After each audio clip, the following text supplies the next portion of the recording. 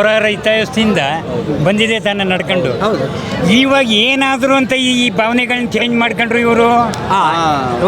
First ಏನಾಗಿದ್ದವು ನಾವು ವೀರಶೈವರು ಇವರ ಬಚ್ಚಲ್ಗಿಟ್ಬಿಟ್ಟು ಎತ್ಕೊಂಡ್ರು ವೀರಶೈವರೇ. ಸ್ನಾನ ಮಾಡ್ಕೊಂಡು ಉಣ್ಣಕ್ಕಿಕ್ಕ ಹೋದ್ರು ಹೊಂಟೋಯ್ತೀವಿ ನಾವು. ಇನ್ನೊಬ್ಬ ಬೇರೆ ಬಿದ್ದಿದ್ದು ಎತ್ಕೊಂಡ್ರೆ ನಾವು ಉಣ್ಣಲ್ಲ. ಸರಿ, ಬಚ್ಚಲ್ಗೆ ಹಾಕ್ಬಿಟ್ರು ವೀರಶೈವರೇ. ಇದನ್ನ ಸ್ಟಾರ್ಟ್ ಮಾಡಿದ್ರಲ್ಲ ನಾವು ಏನಾಗಿದ್ದವು ದಾವಣಗೆರೆ ಹುಬ್ಬಳ್ಳಿ ಎಲ್ಲ ಕಡೆಯಿಂದ ಏನಾಗಿದ್ದವು ಉತ್ತರ ಕೊಡಿ. ವಿಚಾರ ಬೇರೆ ಆಗ್ತಾ ಅದು ಕೊಡೋವು ನಾವು. ಗಲಾಟೆ ಮಾಡಬೇಡ್ರಿ. ಇದು ಬಹಳ ಗಹನವಾದ ವಿಚಾರ. ಅಜ್ಜರು ಬಹಳಷ್ಟು ವಿಚಾರಗಳನ್ನ ಹೇಳಿದ್ರು. ಅಜ್ಜರು ಬಹಳಷ್ಟು ವಿಚಾರ ಮಾತಾಡಿದ್ರು. ಸತ್ಯನೂ ಇದೆ. ಕೆಲವು ಕಡೆ ಏನಾಗಿದೆ, ಬಹಳಷ್ಟು ವಿಚಾರಗಳನ್ನ ನಾವು ಬೇರೆಯಿಂದ ಇನ್ಫ್ಲುಯೆನ್ಸ್ ಆಗಿರೋದಿದೆ.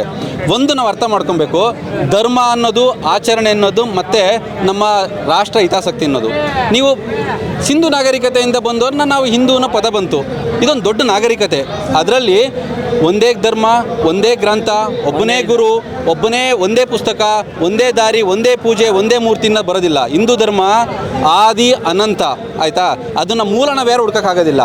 ಬಸವಣ್ಣರೆಲ್ಲಿಂದ ಬಂದರು, ಅದೇ ಮೂಲದಿಂದ ಬಂದರು. ನಾನು ಬಸವಣ್ಣವರ ಚಿಂತನೆಗಳು, ಶರಣರ ಚಿಂತನೆಗಳು ಶ್ರೇಷ್ಠ ಚಿಂತನೆಗಳು, ಅದರಲ್ಲಿ ಎರಡು ಮಾತಿಲ್ಲ.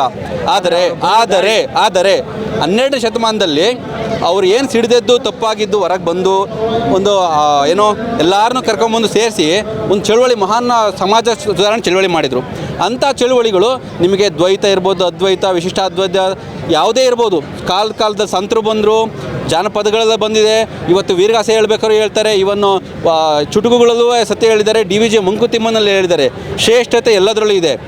ಮತ್ತು ನಾವು ಲಿಂಗಾಯತರು ಎರಡನೇ ಬ್ರಾಹ್ಮಣರಾಗಬಾರ್ದು. ಯಾಕೆ ಅಂತ ಹೇಳ್ತೀನಿ. ಇವತ್ತು ನಾವು ಇಷ್ಟು ಜನ ಲಿಂಗಾಯತು ಅಂತ ಹೇಳ್ತೀನಿ. ಇಲ್ಲಿ ನೋಡಿ, ಲಿಂಗಾಯತರು 12ನೇ ಶತಮಾನದಿಂದ 800 ವರ್ಷ ಆಗಿದೆ. ಇನ್ನೂ 108 ಜಾತಿ ಆಗಿದ್ದಾರೆ. ಮುಂದಿನ ಜಾತಿ ಗಣತಿಯಲ್ಲಿ ಏನು 200 ಜಾತಿ ಆಗಬೇಕಾಯ್ತು. ಅಂದರೆ ಜಾತಿ ರಹಿತ ಸಮಾಜ ಮಾಡ್ತೀವಿ ಅಂತ. ಒಂದು ನಿಮಿಷ ಗುರುಗಳೇ, ಒಂದು ನಿಮಿಷ ಮಾತಾಡ್ತೀವಿ. ಜಾತಿ ರಹಿತ ಸಮಾಜ ಮಾಡ್ತೀವಿ ಅಂತ 8ನೇ ಶತಮಾನದ ಗುರುಗಳೇ ನಾನು ಹೇಳ್ತಿರೋದು ಜಾತಿ ರಹಿತ ಸಮಾಜ ಮಾಡ್ತೀವಿ ಅಂತ ಹೊರಟಿರೋದು ತುಂಬ ಒಳ್ಳೆ ವಿಚಾರ. ಆದರೆ ಇವತ್ತು ನಮಗೆ ಧರ್ಮ ಮಾನ್ಯತೆ ಅಥವಾ ಪಂಥ ಮಾನ್ಯತೆಗಿಂತಲೂ ನಾನೊಬ್ಬ ಲಿಂಗಾಯತ ಒಳಪಂಗಡದವನೇ, ಆಯ್ತಾ? ಇಲ್ಲ, ಒಂದು ನಿಮಿಷ ವೀರಶೈವರನ್ನ ಮಾಡ್ತಿದ್ದಾರೆ.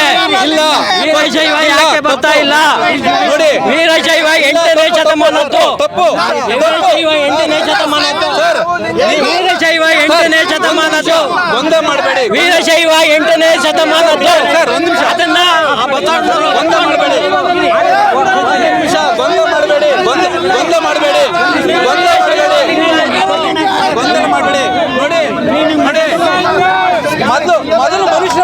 ಮೊದಲು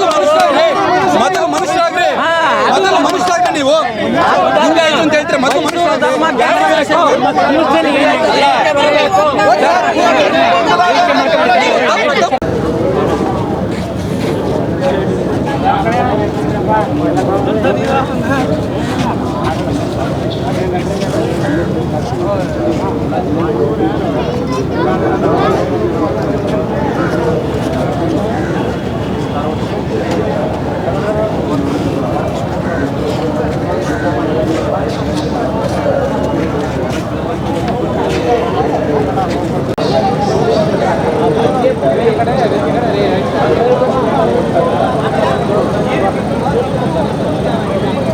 ಹೆಚ್ಚಿನ ವಿಡಿಯೋಗಳಿಗೆ ಪ್ರತಿಧ್ವನಿ ಯೂಟ್ಯೂಬ್ ಚಾನೆಲ್ ಸಬ್ಸ್ಕ್ರೈಬ್ ಮಾಡಿ, ಬೆಲ್ ಐಕಾನ್ ಕ್ಲಿಕ್ ಮಾಡಿ.